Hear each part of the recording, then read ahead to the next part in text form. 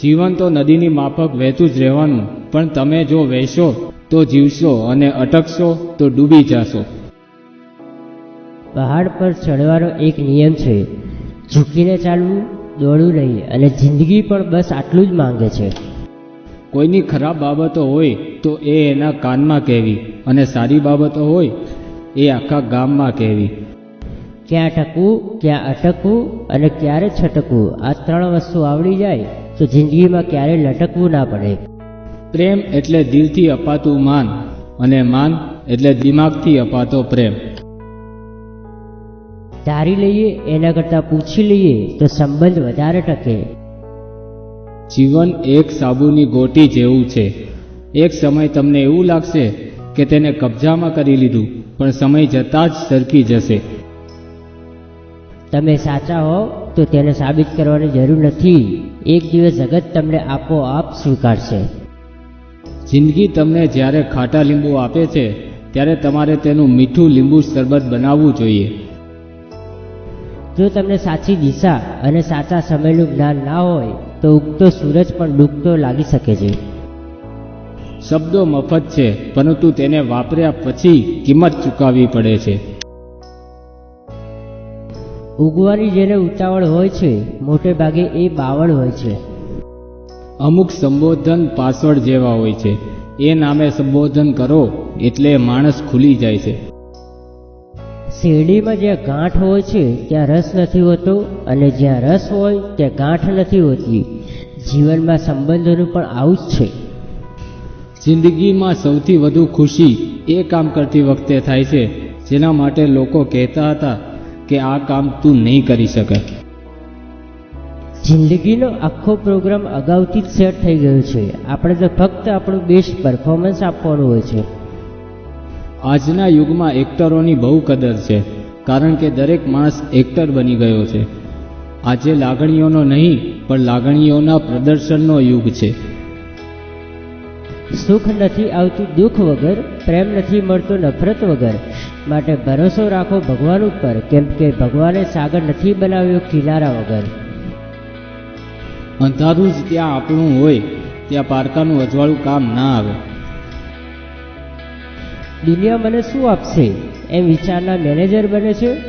દુનિયાને હું શું આપું એમ વિચારનારા લીડર બને છે. જિંદગીની મજા લેતા શીખો. સમય તો તમારી મજાક કરતો જ રહેશે.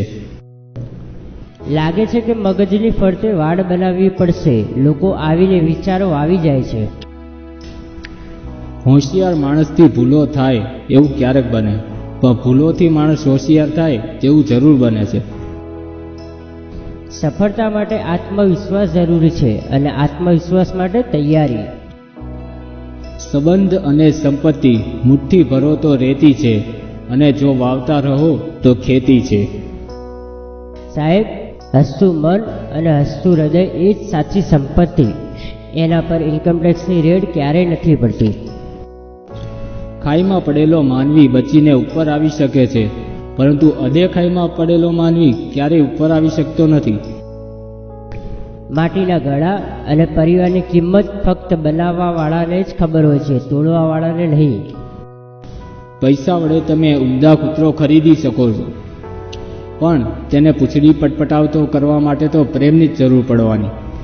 મનપસંદ પાત્ર મળવું મુશ્કેલ છે, પરંતુ મળેલ પાત્રને મનગમતું બનાવવું એ આપણા હાથમાં છે.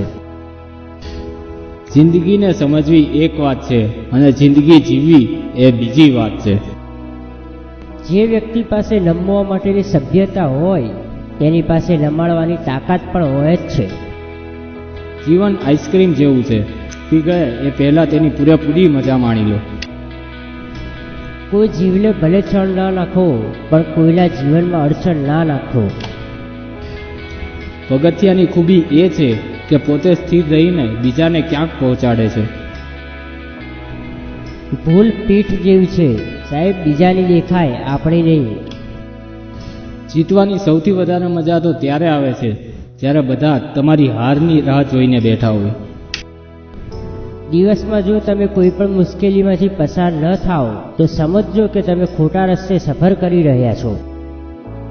વિચારો કેટલા આવે છે એ મહત્વની વાત નથી, પરંતુ વિચારો કેવા આવે છે એ ખૂબ જ મહત્વનું છે.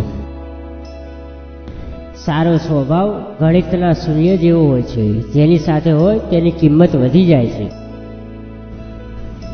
જીવનમાં જે વાત ભૂખ્યું પેટ અને ખાલી ખિસ્સું શીખવે છે તે વાત કોઈ શિક્ષક પણ ના શીખવી શકે.